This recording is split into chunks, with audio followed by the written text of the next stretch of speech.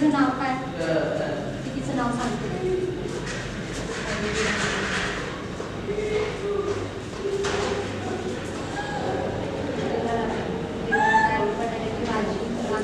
भाजी वरण छान अभ्यास करते.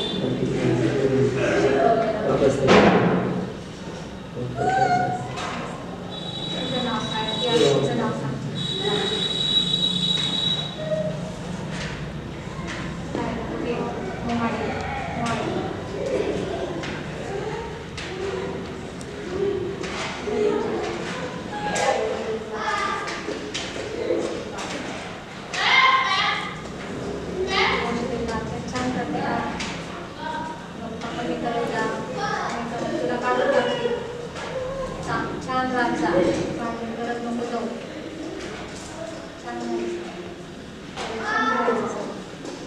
नमस्कार, माझं नाव यश कुमार खेळणारे.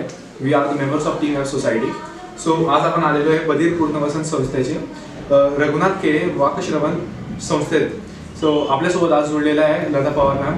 थँक्यू मॅम तुमचा किमती वेळ देण्यासाठी आम्हाला.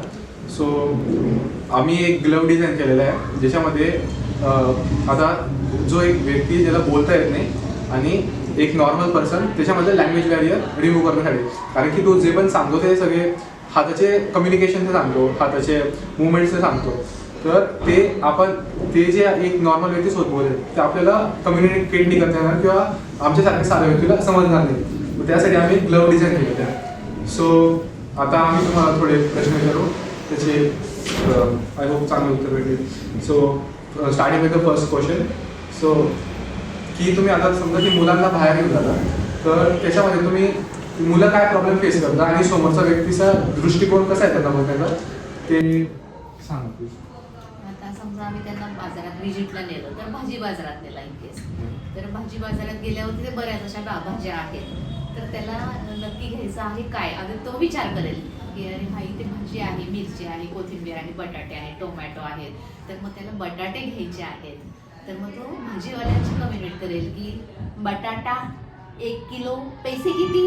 तर समोर म्हणजे त्यांना वाटेल, भाजीवाल्याला वाटेल की अरे हा याला बटाटा घ्यायचा आहे आणि 1 किलो घ्यायचा आहे. तर ते सांगू शकतात की मग ते इशाऱ्याने त्यांना समजणार नाही. कदाचित ते पैसे पण दाखवतील की 50 रुपये म्हणजे 50 रुपये किलो पडेल वगैरे असं.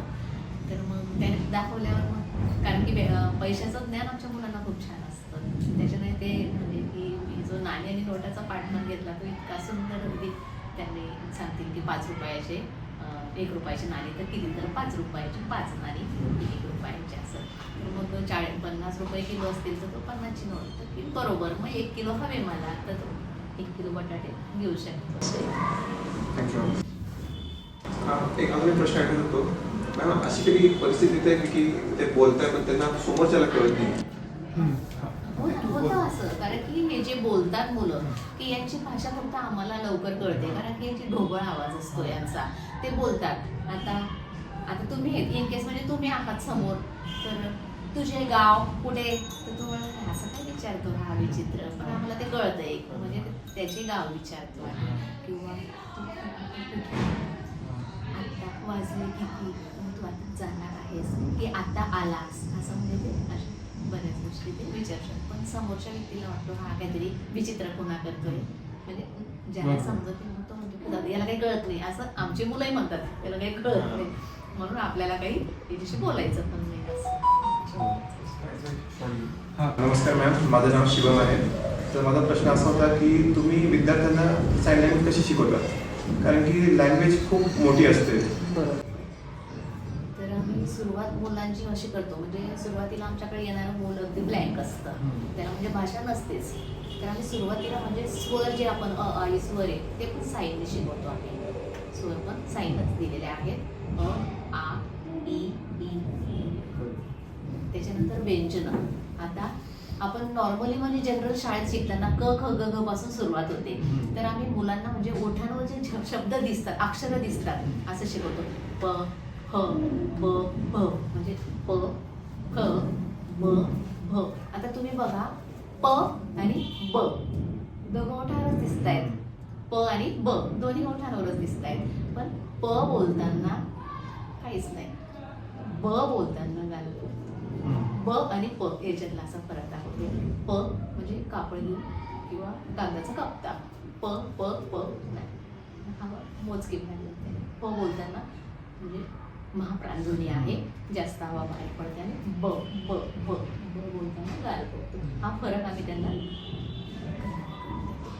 क्लिअर होते ही कन्सेप्ट. त्याच्यानंतर 14 फळीच्या पण म्हणजे की प ह प पा पी पी पू पू पे प्या पै पो पॉ पौ पम पा म्हणजे याच्यावर सगळ्या पूर्ण 14 फळी ज्ञपर्यंत आम्ही तयार करून घेतलेली आहे मुलांची.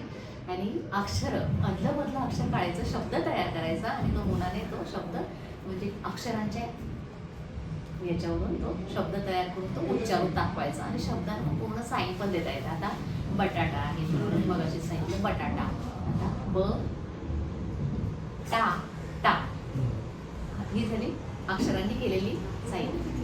बटाटा फक्त त्याला साईन आहे बटाटा. म्हणजे अक्षर जोडून पण मुलं सांगू शकतात आणि फक्त त्याला जी साईन दिली असेल प्रॉपर ती साईन पण ते सांगू शकतात. असं अशा पद्धतीने म्हणजे छोटा शब्द. आता वाक्य उच्चारायचं आहे तर आधी शब्दामध्ये अक्षरं किती आहेत, 2 3 मग ते लक्षात ठेवतात.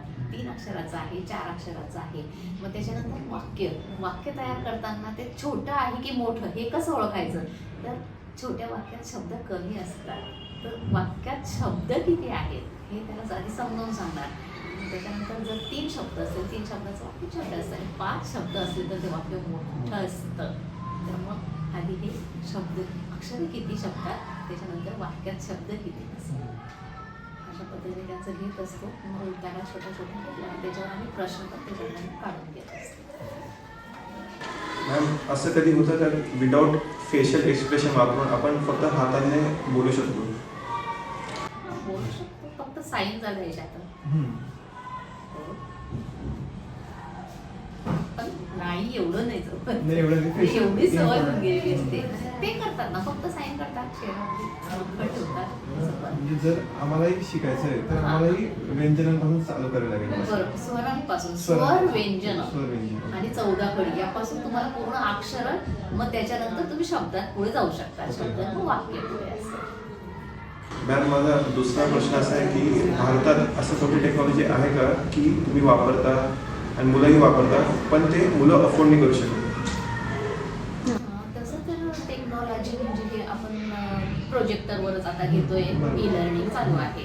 तर यांना दृश्य माध्यमातून ही मुलं लवकर शिकतात. त्याच्यामुळे चित्र आणि शब्द किंवा चित्र आणि वाक्य ते काय चालू आहे चित्रात हे याच्यानुसार आपण पटकन त्यांना लक्षात येतं, आपण त्यांना सांगू शकतो. समोर चित्र आहे आणि ते वाक्य किंवा शब्द आहे. आता आजी भाजी चिरते तर तिथे आजी भाजी चिरताना दिसते आणि हे वाक्य आलं, आजी भाजी चिरते आहे. हे लवकर आपण त्यांना समजतो. सो मॅम आता तुम्ही आमचा व्हिडिओ बघितला आणि तुम्ही घालून पण बघितलं, तर तुम्हाला त्याच्यावरती फीडबॅक कसा वाटतो किंवा हे खरं युजफुल प्रोडक्ट वाटतं का तुम्हाला?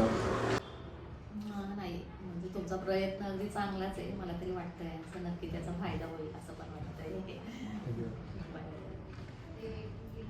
तुम्ही यूज करताना दाखवू शकता की यूज केला एखादे सेंटेन्स की हा घालून तुम्हाला कसं वाटेल?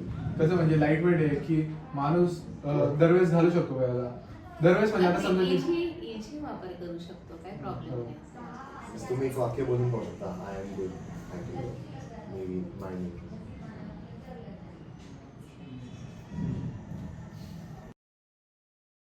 Did you understand that? Because we didn't. Silence was the problem, technology is the solution. So introducing SciencePick. With this, signing off, we are Team F Society. Thank you.